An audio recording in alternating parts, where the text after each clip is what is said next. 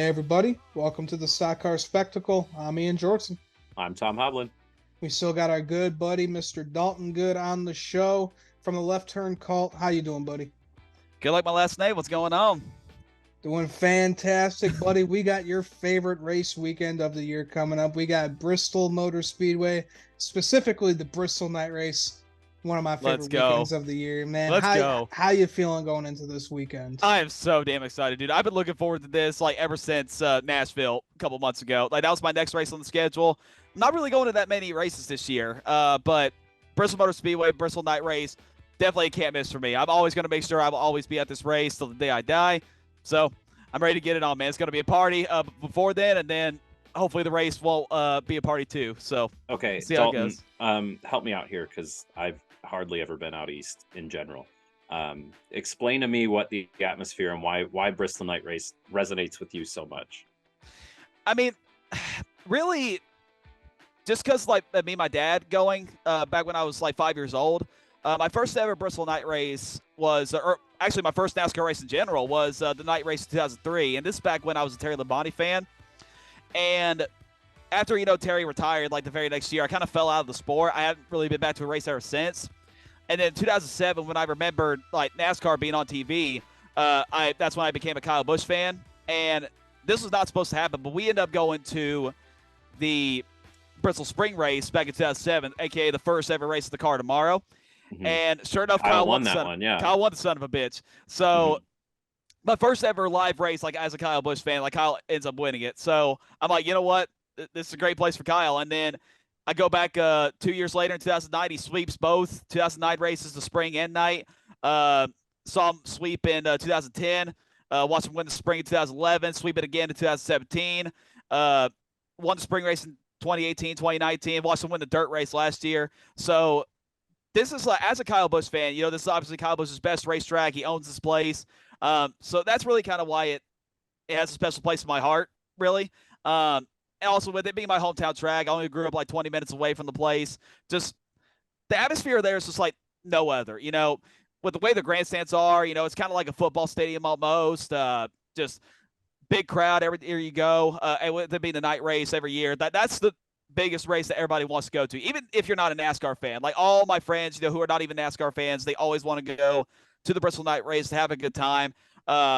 Just a great vacation trip for if you ever want to come down, whether you're a NASCAR fan or not. So yeah, the facility looks just so fantastic on TV. I can't imagine what it's like walking in there for the first time. You got to go, man. Experiencing a race, and I'm sure that the cars sound just amazing in there. It's Just very be loud. prepared to do a lot of and uphill whatnot. walking. Yes, that, and it's very loud. Bristol's also the only track on the schedule where you really have to wear headphones. Yeah. Yeah, I went there for the first time in 2019. I went to Chicagoland for so long, and I was like, I don't need earplugs. But no, dude, there's cars constantly going around. There is no stop in the And noise like you would with the see at other big grandstands, tracks. and with the grandstands, it's like a big loud echo, so Oh it's my even God. louder. Well, and you're surrounded by the mountains too, which just bounces off the sound. So Yeah. Yeah, it's incredible. And just the view, like looking outside the track is the just Tennessee hills. oh, dude, it is so beautiful. It's I want to go definitely back one day. it's definitely on my bucket list. I mean, I want to get out to all the tracks that they're racing at eventually, but Mhm. Bristol is high up on the list to make it happen sooner rather than later. Yeah, well, Gotta do boys, our next race is Talladega, and I'm so excited. Dalton, you're gonna be joining for us for the Cup race. That's gonna be Yes, fun. fucking sir, dude. I got a busy month this month. I already went to 2 Tennessee games. I'm going to the Bristol Night Race this weekend, and then I'm gonna come back and work for a week. Then me and Dad are going to Folly Beach. Then we come back on that Friday, and I'm gonna go watch Tennessee play South Carolina. And then the very next day after that is when I drive to Talladega to watch the race and go back home. So Fantastic. Hell Yep. yeah, buddy. Fantastic. Staying busy. That's good. yeah, having fun. Absolutely. But guys, let's talk Bristol for this upcoming weekend. We got the truck starting off on Thursday night with the Uno 200, 106-mile race, 200 laps. Stages 1 and 2 are 55 laps each, and the final is 90 laps. Last year's winner was Ty Majeski winning, and most team wins here is tied with GMS and KBM with 4 wins, and most manufacturer wins is tied with Chevy and Toyota with 10 wins. So kind of up in the air for who to go for with this one. So, Mr. Dalton, we'll start off with you. Thursday night trucks. Who you got going to victory lane at the Last Great Coliseum? So I didn't watch the trucks at Kansas last week, but I knew Nick Sanchez was up front competing for a win, but then he got taken down to early incident. I feel like he has to bounce back this weekend, just for some odd reason. I don't really have a reason, to be honest with you. I just feel it. Give me Nick Sanchez. All right. Yeah, that's a great pick. I mean, we've seen, I think this guy has won 4 or 5 poles this season. Led a shit ton of laps, but still has not gone to victory lane. This would be a great place to get your first win. We've seen guys do it before in the truck series. Here at Bristol, got their first win. So can definitely see that happening for Nick Sanchez. For sure. It's a young guy. You want to see him finish a race. And we know Bristol can be a bit of an equalizer, even if you don't have the best equipment. If you know what you're doing, you can show up and take a stab at it, so to speak, winning that sword. But yeah, I like that pick. That's a good, strong pick. Yeah, absolutely. All right, Tom, who you got for trucks, bud? I think Toyota's going to take the lead in that manufacturer wins score, so to speak. And I'm going to double down on my pick from last week. He couldn't quite get it done, but I think that 11 truck will have something to show here. Corey Heim. All right. Yeah, I'm not going to be going with what I said with the team wins and manufacturer wins. I'm going off the rails. I'm going Ford. I'm going Thor Sport. I'm going Mr. Ben Rhodes to win at Bristol. This guy just scathed by making the next round of the playoffs. And usually this is the time where this guy starts getting hot. We've seen it a couple years ago when he won the championship. And this is a pretty decent track for him too. Ben Rhodes going to victory lane. Ford, they're pretty damn good here. I'll be curious to see how Ty Majeski runs with his, as Carson Hocevar would say, his superpower taken away. So yeah, we'll see. It's going to be a fun race. The trucks get a little, it gets a little bit crazy with some of the young guys versus the old guys and the inexperience and the experience at Bristol. The trucks I think are going to put on a good show. Oh yeah. Alrighty, guys, let's talk Xfinity. We got the Food City 300, 160-mile race, 300 laps. Stages 1 and 2 are 85 laps each, and the final will be 130.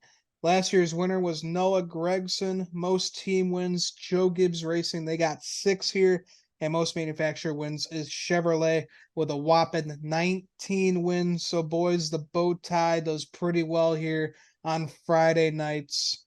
So, Mr. Tom, we got to start off with you. Who's going to victory lane in Bristol on Friday night? You're saying the bow ties are shining.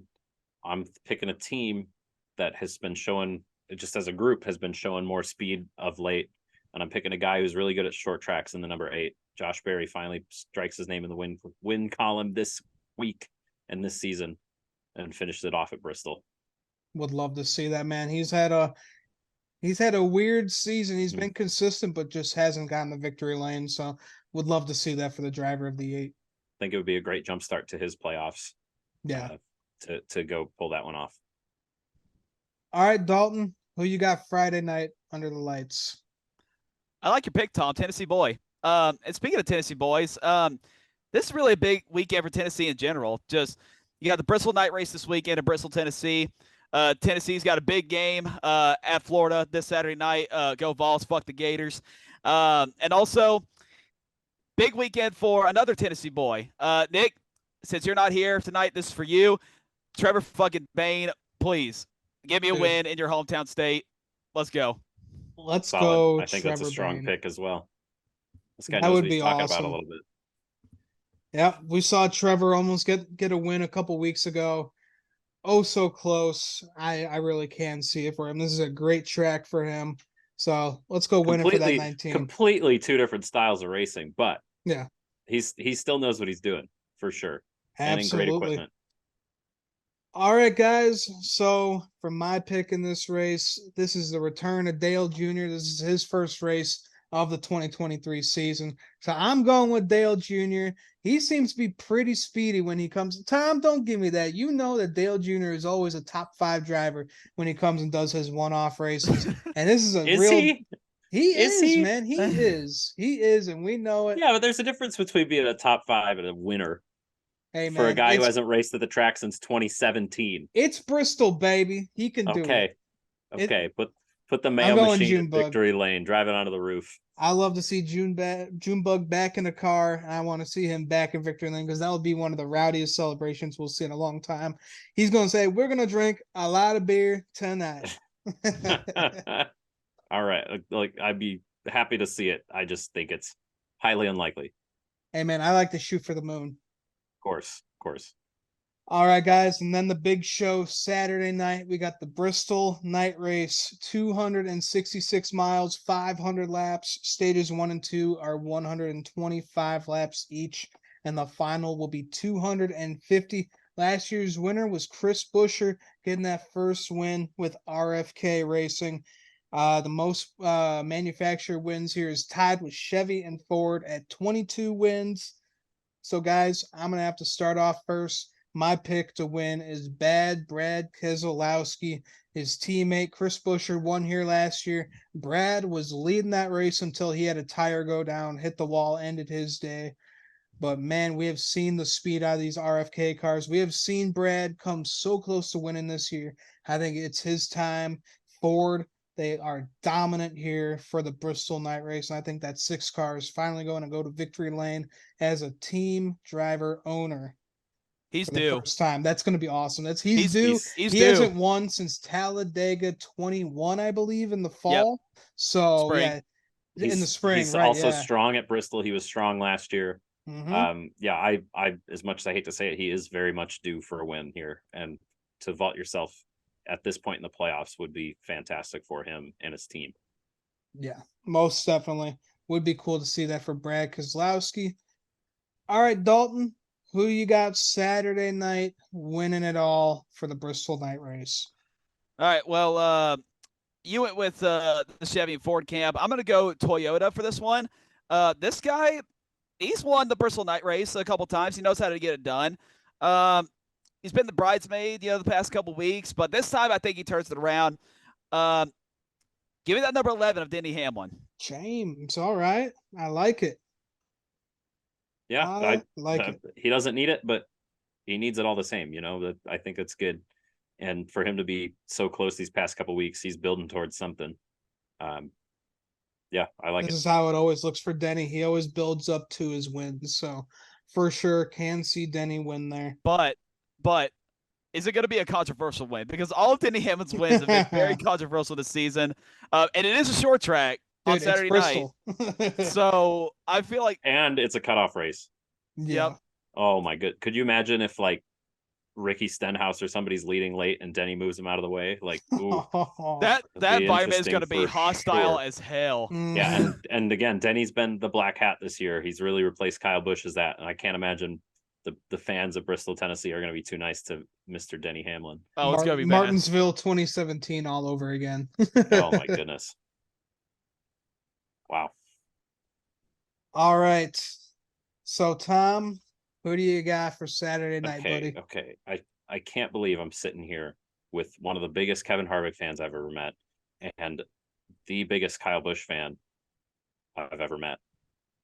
And none of those drivers are still out there. With Kyle's pedigree at Bristol, with Kevin Harvick's pedigree at Bristol, with Kevin Harvick performing as he has in these past couple weeks, like, man. That being said, I'm going to pick the 34 of Michael McDowell. No. What else I say? What the fuck? No. Oh, my God. I think we're going to see a playoff driver win this.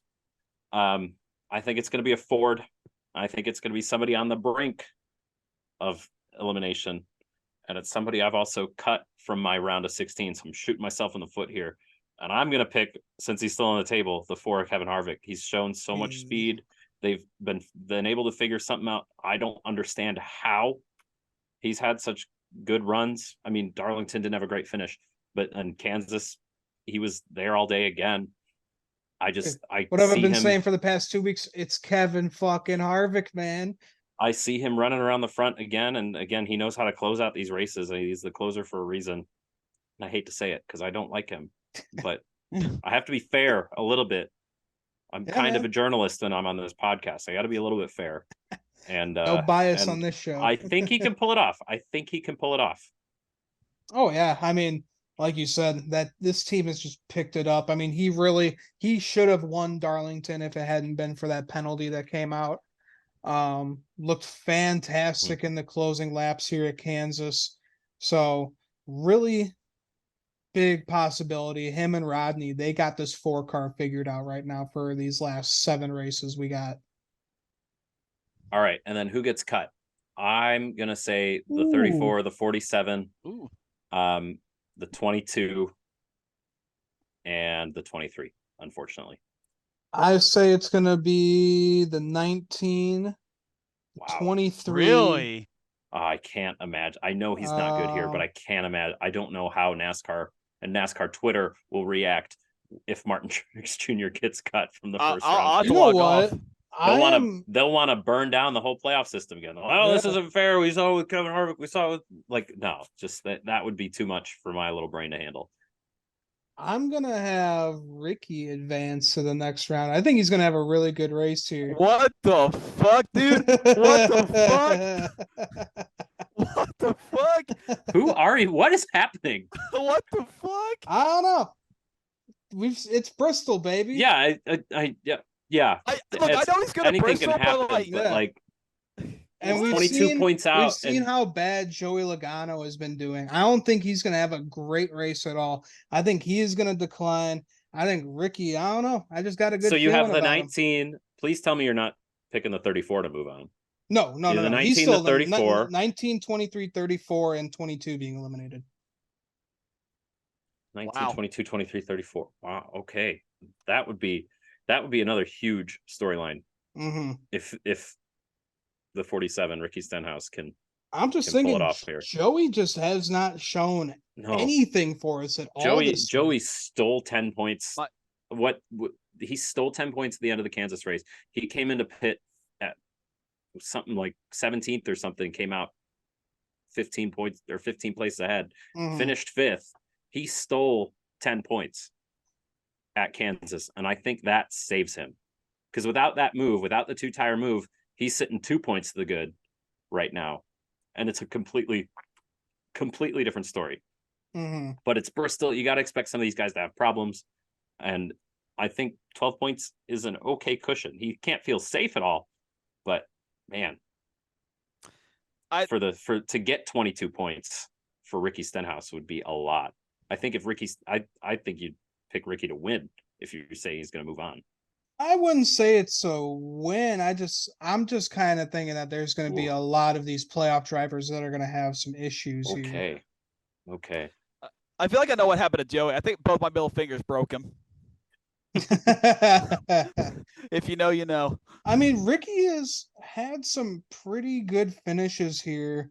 Let's see, 2020, he got a 6th place finish, 4th place 2018, 9th and 17, 2nd in 2016. Ricky's pretty good at Bristol, so honestly, he has a good run. JTG Doherty good at Bristol. I don't know. He won the first race of the year and never showed up again. Like, I don't know. I don't trust it. I tell you, there's 2 people I'd like to be going into this race. That's Kyle Larson and Tyler Reddick, because they're through already. Yeah, right. Oh, they're safe. Denny's probably safe. Williams probably safe. Brad, more than likely safe. But Kyle Larson and Tyler Reddick are the only ones that know for sure, and that's who I want to be. Go get those points, boys. They're important. Yep. Well, guys, it is going to be a fun weekend for sure, especially with this elimination race coming up. So, guys, you got anything else to add before we end the show here? Dalton, I'll just wish you luck. Stay safe on your trip out there. Enjoy the races. Yeah, buddy. Have fun, man.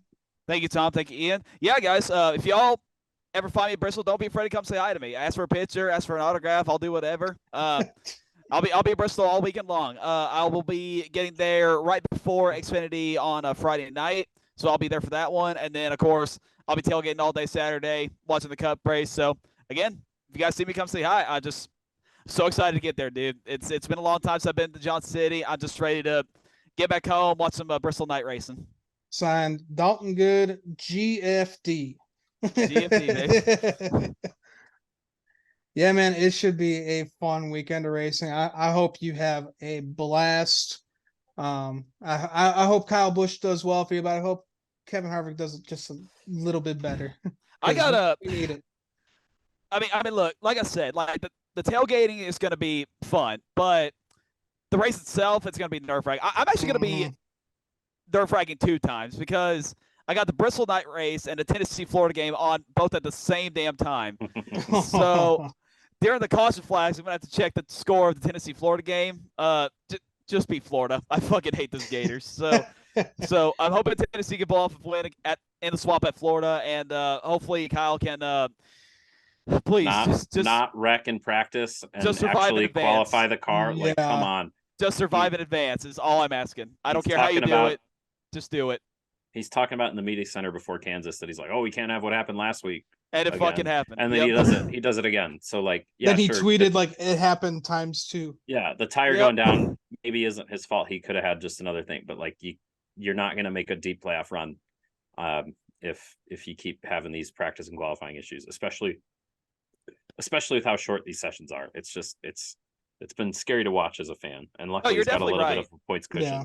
You're definitely right. It's not been fun. Not a fan of these 15-minute practices that we get. No. All right, everybody. Well, that will do it for us over at the Stock Car Spectacle. Make sure you guys give our buddy Dalton Good a follow here. Fantastic, enthusiastic Kyle Busch fan. So just get ready for that if you're going to actually hit that follow button. That's all I got to say. So, yes, Dalton, thank you for coming on, buddy. We definitely got to have you on again soon. Have fun at Bristol, man. Yeah, thank you guys for having me back on. It's been a long time since been on the show. I think after Bristol Dirt last year was my last appearance here. So last year or this year? Was it last year or this year? Yeah, last year. Like after the Bristol Dirt race, going into Talladega. Wow. So yeah, it's been a while. Yeah, it's been a long time. But Ian, good to talk to you again. Tom, nice to meet you, sir. Yeah, I'll see you at Dega.